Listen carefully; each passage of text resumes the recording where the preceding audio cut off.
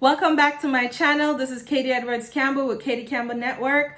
I just wanted to come right back on YouTube and let you guys know that the HEROES Act is coming, guys, and it means that there is a possibility of a second stimulus check.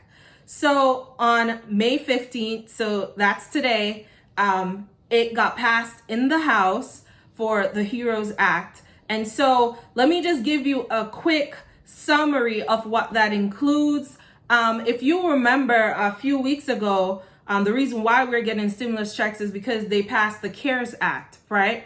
Now, with the CARES Act, there were a few groups of individuals that were left out. So the HEROES Act is trying to, circle back and just kind of plug some of those, loopholes that we had where, people were without coverage or they weren't able to access assistance because they just didn't meet the criteria. So here's a quick summary of what the HEROES Act would entail. It would provide 2020 emergency supplemental appropriations to federal agencies. It would also provide payments and other assistance to state, local, tribal, and territorial governments. It provides additional direct payments of up to $1,200 per individual. Obviously, that would have, income thresholds where after a certain point it starts to reduce. But what they're saying is it's up to $1,200 per individual. It expands paid sick days, family and medical leave, unemployment compensation, nutrition and food assistance programs, housing assistance, and payments to farmers. This is good, guys. Modifies and expands the Paycheck Protection Program. So looks like additional funding would be coming up for the PPP program, which so that's the loans and grants to small businesses and nonprofit organizations. It would establish a fund to award grants for employers to provide pandemic premium pay for essential workers. So that's the hazard pay that has been hot on everyone's minds.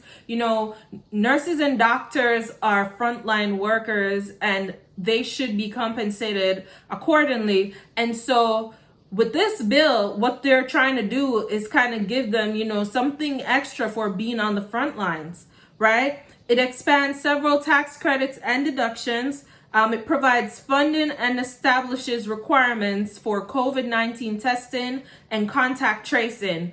It eliminates cost sharing for COVID-19 treatments. It extends and expands the moratorium on certain evictions and foreclosures and requires employers to develop and implement infectious disease exposure control plans. So basically, it has some kind of language that speaks to, if you can't get evicted, foreclosures, and what it would look like for rent and mortgages.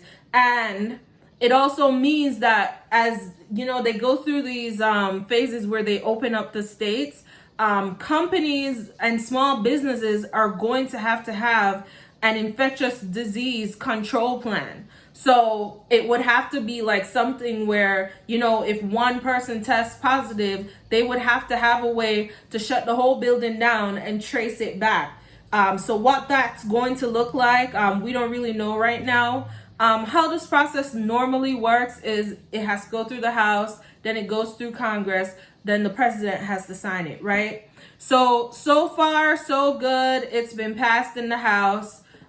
So the question, is there a second stimulus check? It might be on the way. So we've passed one phase of votes, and now we are waiting to go into the whole Congress section where we now have to get a vote from Congress. So good stuff. If you're struggling out there, I just hope this information will help you keep hope alive. And thanks so much for watching. Don't forget to like, comment, subscribe. If you haven't gotten your stimulus check, if you have gotten it, if you've applied to the EIDL loans, please email me at my email address, and I will do like a specific segment just to discuss like some of your comments and what your experience has been with the overall process. Thanks so much for watching.